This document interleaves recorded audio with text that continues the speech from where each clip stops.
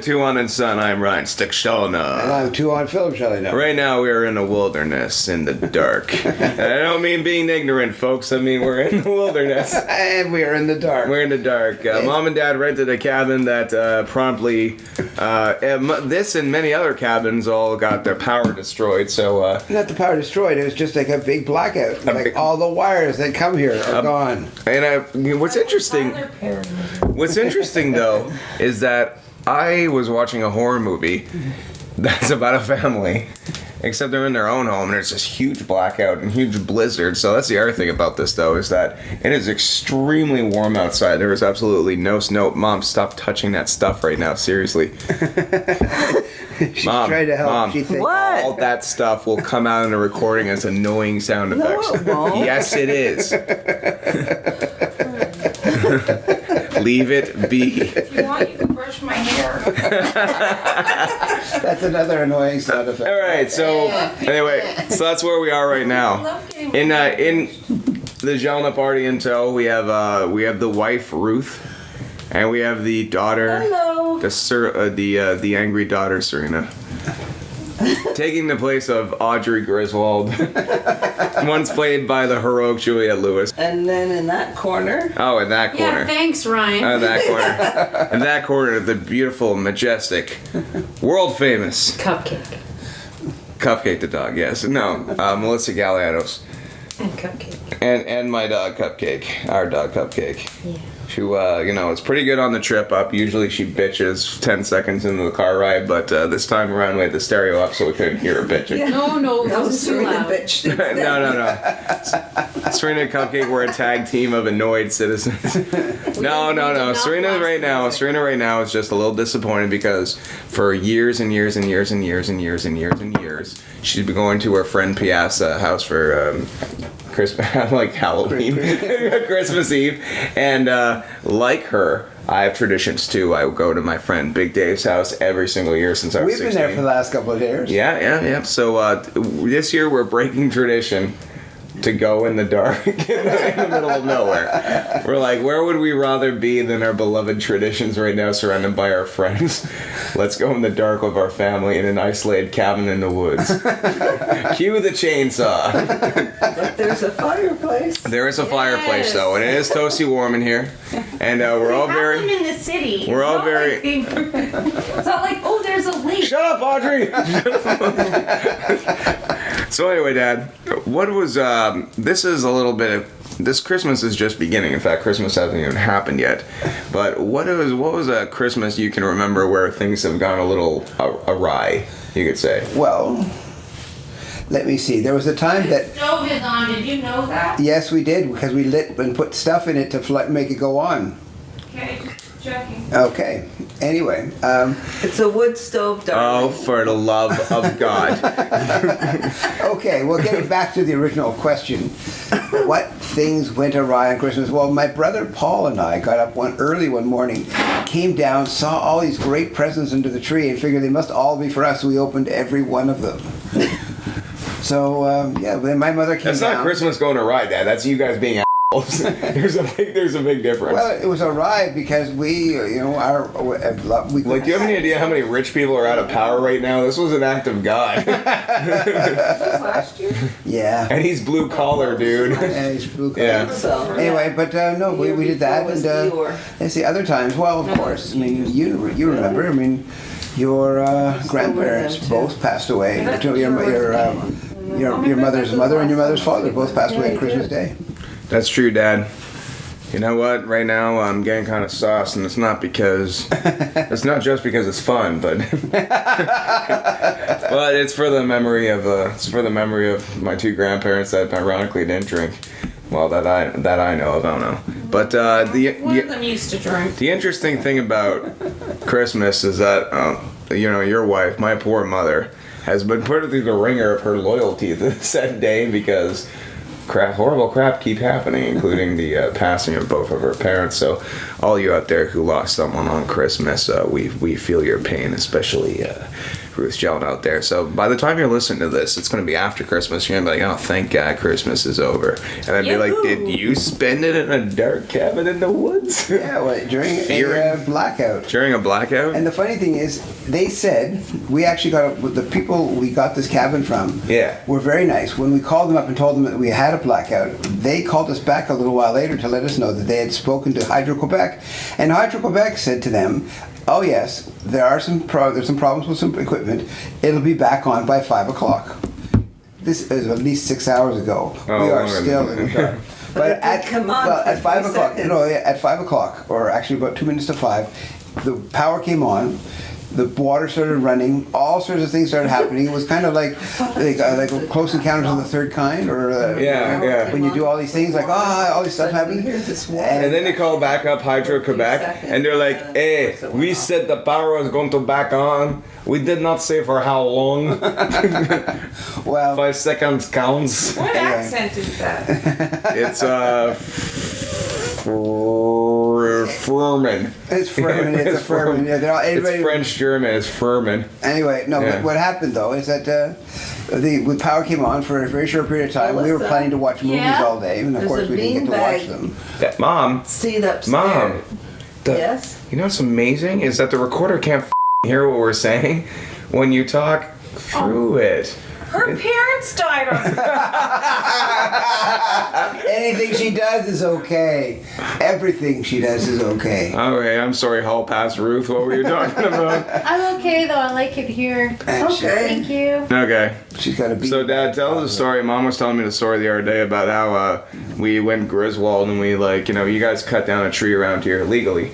But when we were kids, you guys wanted to go old school. Oh, yeah. What made you guys go old school, by the way? Well, it was just like that whole thing. There were trees in Montreal were really, really expensive. Yeah. I mean, this was in the days when trees were like $50 a piece. Yeah. And you go and you buy a tree, and it'd be like this slimy guy with a little, some little cabin that he probably sleeps in for the whole time he's there. And they're there from the beginning of December or middle of November till just to Christmas Day. And they're talking and they're doing all sorts of stuff they can do. And they're charging all sorts of money for these trees. And it's like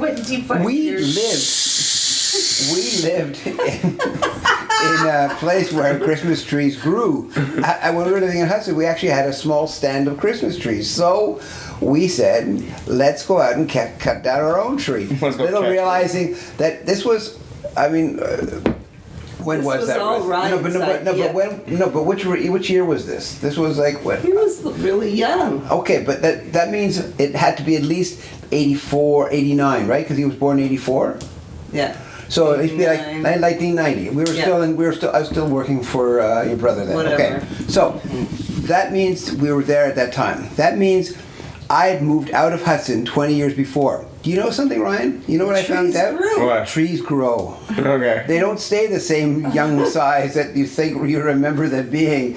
They grow big, and so we basically cut ourselves down a Charlie Brown tree. And a Charlie Brown tree is a tree with lots of branches, but not really on the tree. They're on the ground because they all fall off. Because nothing that you can Oh, actually I thought cut. you guys got I thought you guys cut down this big jumbo one. Yeah, that it was we a had big jumbo one. Yeah, Charlie Brown trees are tall and. You climbed up the tree to the top Yes. and cut just the top down. Yeah, there was still Oh, you 8 take feet. just But it was tip? like, Yeah, it was the tip, but it had one branch every 6 feet. So you could just imagine it had 3 branches on this tree. They were huge branches, and it was a Scotch pine, so it was a great tree. But we had borrowed the truck from the business, and so we tried tying it down, but it caught the wind so much that every time we Fell would out drive, 3 times. it would fly out of the back of the truck. So we had one of those windows. It was a cab. It was a pickup truck that had one of those cabs, and so I think I had my hand out the back, and your mother drove the truck. And we would hold the thing, and the thing would literally want to fly out of the back of the truck. And we finally got it home, and we put it up, and it was the most pitiful tree we'd ever seen in our lives. It was this huge tree. with a little bit of stuff at the top. And we had it. And your mother is a lovely decorator for trees. She just loves decorating trees. She's also a total dictator over it too. Like Mel and I were decorating our tree, and there's a part of me subconsciously that didn't even want to try to participate. See, I didn't make it up. I will always feel guilty about that. Yeah, Mom let me do the windows with supervision. The tchotchkes don't place themselves right. Anyway, yeah. So yes, Christmas was Christmas. It was definitely I tied the branches Yeah. with rope. Yeah, we Yeah, tied no, the branches. The branches were so With wide. string, If we'd actually let the branches hang down to the regular level, they would have taken up the whole house. Do we have the cat by then? Do we have a cat? Did we have Shadow by then? We got We had Shadow to. when I was 10. So yes, it had to be. Well, you had to be 5. Mine was 5. Yes, we had. Okay. But- Shadow used to sleep in the tree too. Melissa's Not that mother's one. having the same problem recently. Whenever cat's Tucker keeps climbing up into the tree, and I'm like, oh, it's cool, whatever. Shadow used to do that all the time. The bottom of the tree looked like crap as a result of it, as the residual weight, but well, the additional weight. But no, I remember that you had to go to the park and like steal dirt for the bucket that we put this freaking tree in. Sand. I sent him to Westmount Park. With Fortunately, like now, there wasn't much snow on the I mean, imagine you had to take like an ice he went, pick. he went into the kids' sandbox Okay. and with a shovel and and filled up the bucket and came Imagine home. explaining that to the police if you got arrested. It's like, stealing Westmount sand, eh?